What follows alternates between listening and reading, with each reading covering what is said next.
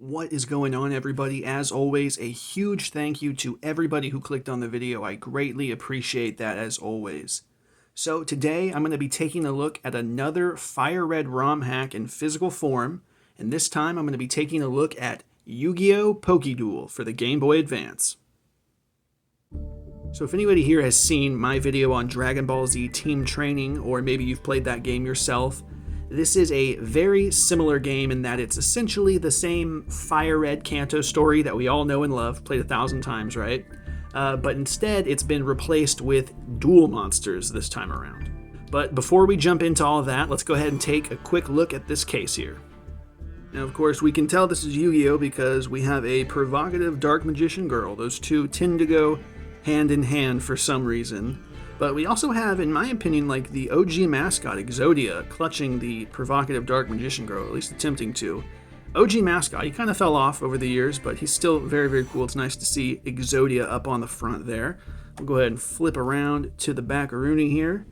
I'll go ahead and say pause this if you really want to read. I got pretty shaky hands, I apologize, but essentially this talks about what's new in the game. You know, we've got 300 plus duel monsters to battle. We've got modern mechanics, new maps, new characters, custom moves, all of the good stuff. We've got a couple pictures here if you want to take a quick look at those as well. Got some Keith Action, Slifer, and of course, I'll go ahead and say, I feel like I have to say this every time, despite all of this nice looking Nintendo logo everywhere, this is not an official Nintendo product, just for fun, just for collector's sake, you know, just to make it look as real as it possibly could. So we'll go ahead and pop this open now. Obviously, this is a standard DS reproduction case here, so it will come with the DS slot there typically. I'll set that over there. Hopefully that's good. But of course, we now have Yu-Gi-Oh Pokéduel here. A little bit of a clashy logo. I mean, it definitely looks good, but it's weird seeing Yu-Gi-Oh and Poke like right there. It's a little weird, but I like it. It looks good. I mean, not much to say in the way. I mean, it's a pretty standard looking cart here. Everything's checking out. Everything's looking good on both the cartridge and the case here. So I'll go ahead and pop this into the Game Boy here, and we'll check it out.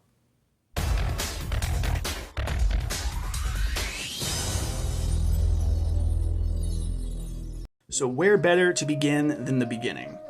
Like I mentioned earlier, all of the Pokemon in this game have now been replaced with duel monsters. And same thing with a lot of the characters. They've all been replaced with people from the Yu-Gi-Oh franchise. And if we take a look at the starters here, you probably could have guessed this, but we have the Yugi, Joey, and Kaiba starters in this game, all in their kind of most infantile forms. I went ahead and went with Red Eyes. I'm a big Red Eyes and Blue Eyes guy, but I figured my rival would probably fill that Kaiba role a little bit better than me, so went ahead and went with that. So as you'll see throughout this video, the sprites of this game are honestly amazing. I'm not sure how much or what all they maybe pulled from Yu-Gi-Oh games when making this. I know for sure they pulled from Sacred Cards. I can see that. I've played a ton of that game. But I'm pretty sure a lot of these were probably made from scratch too. I could be wrong, but regardless, they look so great. They have so much color to them. They really stand out. I mean, you see it, you wouldn't even have to see the name. You'd know. I mean, they did such a great job at making these come to life. And of course, I've got to talk about the gym leaders. Obviously, they have also been replaced with Yu-Gi-Oh characters, and mostly you could kind of guess who would go where with the appropriate gym leaders, but first up, we had Rex Raptor, and you know what? He is right. It is absolutely criminal that he is not in the Elite Four, or at the very least, the last gym leader. I am a huge Rex Raptor fan. Absolute slander. He should not have been the first. But you can kind of see where some of these would make sense, you know, like Mako Tsunami being the Cerulean, and Weevil being the Celadon gym leader, but all in all, the gym leaders consist of various friend and foe from the original series. I'm not going to spoil all of them for anybody who wants to play, but they have a lot of good choices in there. And same goes for the Elite Four. The gyms in Elite Four, I guess the whole Pokemon League, it's always my favorite part of the game. I just love seeing what I'm up against. It's so much fun. But the Elite Four also had a solid choice of characters as well. Maybe a little bit predictable, I guess, but the original trio is in the Elite Four. Joey, Kaiba, Yugi, they're all in there. And yes, you probably guessed it, Yugimoto is in fact the champion, or they actually call him the King of Games in this, so it's pretty fitting. Now, while this is the same old Fire Red story, it's not without a twist, of course.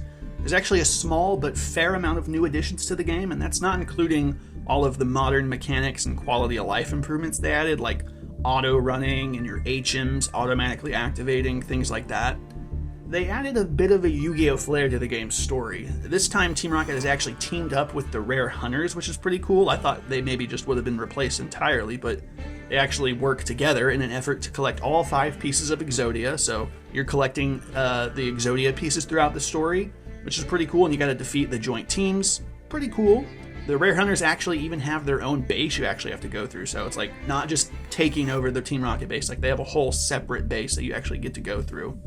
And all around the map, there's also just tons of Yu-Gi-Oh characters adding like little parts to the world, you know, a lot of cool stuff like Joey, like Evil Joey on the bridge is there, Bandit Keith is there cutting you off, Rex and Weevil, even though they're gym leaders, they're out doing their shenanigans. Like tons of things have been added to this game to make the experience so much better for people. And you do have some choices in the beginning as well. Some of this stuff you can change if you decide you don't want it on, but there's like a difficulty setting. You can do like a Nuzlocke randomizer mode if you want to. Infinite rare candies is also an option. There's even a kid, I think, in Viridian City. I'm pretty sure it's where he's at. And you talk to him and he'll literally give you any dual monster you want if you just want to like just get it right away without having to find it. So that's a nice little option if you want to do it. They do also have post-game as well. So there's actually a whole GX league that you can compete in once you've gotten through the main story. And also, for anybody wondering, this game mainly covers the original Yu-Gi-Oh series, but there is representation from both GX and 5Ds.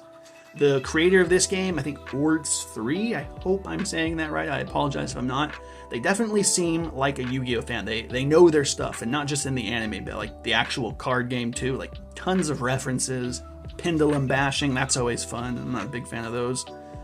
There's tons of stuff, and I don't think there's many monsters past 5Ds. I could be wrong. I don't think I saw any Zexal stuff, but needless to say, they definitely put a lot of effort into making this hack. Now, lastly, let's talk about the negatives. Obviously, this game does save, so that's huge. That's the main thing that we hope for when buying these games.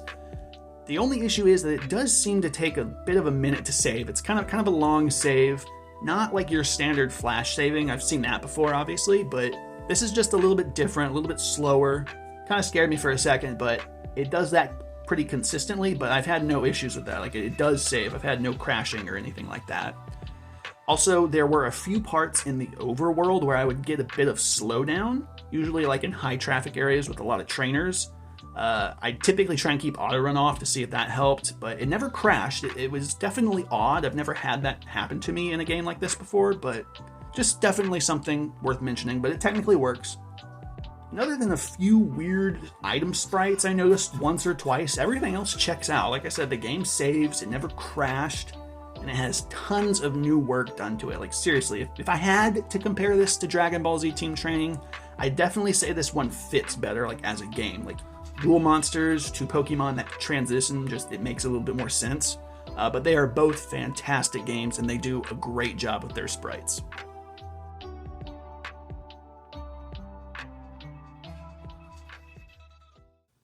Now that is going to bring us to the end of the video, everybody.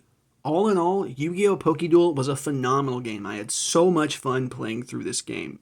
So huge shout out to Ords3 for making this possible. And again, apologize if I'm saying that wrong, but this was a remarkable game to say the least.